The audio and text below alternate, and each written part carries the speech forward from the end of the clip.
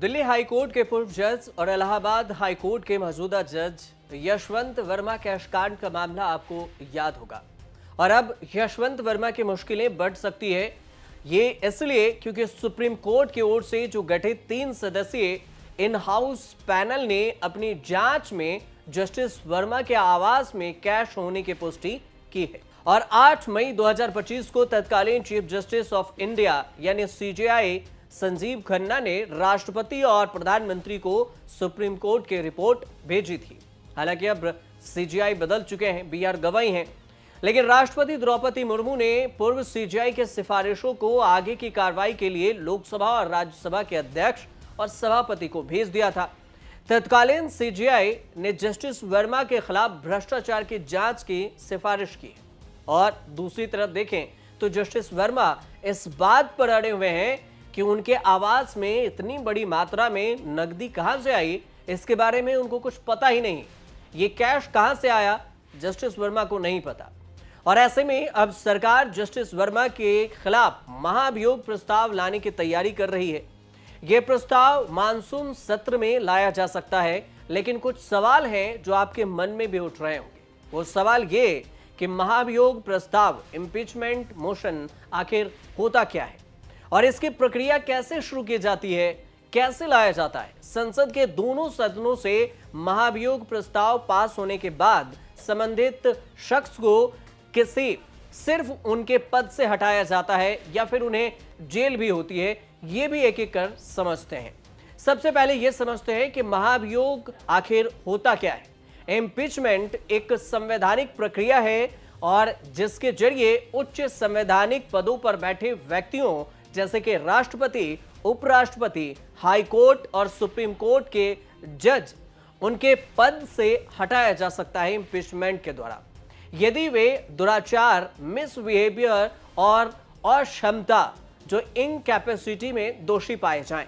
संविधान के अनुच्छेद 124(4) और अनुच्छेद 218 के अनुसार किसी हाई कोर्ट या सुप्रीम कोर्ट के जज को पद से हटाने की प्रक्रिया बहुत ही कठोर और जटिल भी है। अब ऐसे में दूसरा सवाल यह होता है कि महाभियोग की प्रक्रिया कैसे चलती है, कैसे उन्हें पद से हटाया जा सकता है। तो संसद में प्रस्ताव महाभियोग की प्रक्रिया की शुरुआत संसद के किसी भी सदन जो राज्यसभा या लोकसभा में एक प्रस्ताव लाकर की जाती है। और इस प्रस्ताव पर कम से कम 100 सांसदों या चाहे लोकसभा के हों या 50 सांसद राज्यसभा के हों, यह हस्ताक्षर करते हैं और यह जरूरी भी होता है।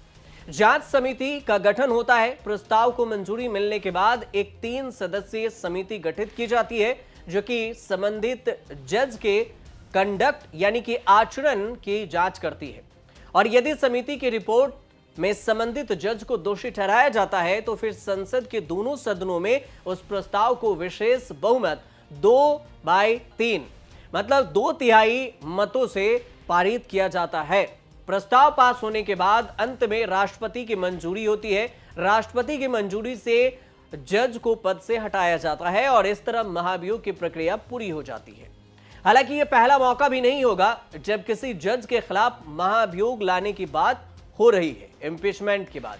इससे पहले भी कई जज हैं जो इसकी चपेट में आ चुके हैं। यह और बात है कि दोषी साबित नहीं हुए, लेकिन इससे पहले अगर बात करें तो महाभियोग सामना करने वाले जजों में सुप्रीम कोर्ट के justice V Ramaswami, Kolkata high court के justice Soumitra Sen, Madhya Pradesh high court के जज एसके गंगेले, सुप्रीम कोर्ट के जज जेबी पारदीवाला और तेलंगाना हाई कोर्ट के जस्टिस सीवी नागार्जुन, पूर्व सीजेआई जस्टिस दीपक मिश्रा और इलाहाबाद हाई कोर्ट के जस्टिस जो अभी हैं शेखर यादव, उन पर भी यह महाभियोग लाने की बात हुई थी और ये सब नाम इसमें शामिल हैं। इनमें से कुछ जजों पर महाभियोग स्पीकर ने खुद खारिज कर दिया था, वहीं पर कुछ प्रस्ताव पारित ही नहीं हो सका। और अगर उनके खिलाफ मान लीजिए कि आरोप साबित होता है या फिर गंभीर आरोप साबित हो तो फिर संसद में पर्याप्त समर्थन मिलता है तो महाभियोग की प्रक्रिया शुरू हो सकती है। हालांकि इस प्रक्रिया में काफी समय और राजनीतिक इच्छा शक्ति की भी जरूरत होती है।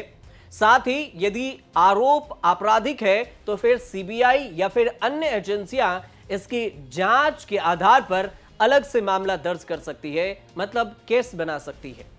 अब अंत में एक सवाल जिसे समझना बेहद जरूरी है, वो भी समझिए कि क्या यशवंत वर्मा अगर दोषी पाए गए तो क्या इन्हें जेल हो सकती है क्या? तो इस प्रक्रिया को समझिए कि महाभियोग की प्रक्रिया का उद्देश्य केवल पद से हटाना होता है, न कि उन्हें जेल भेजना। और यह एक प्रशासनिक और संवैधानिक कार्रवाई है, न कि आपराधिक।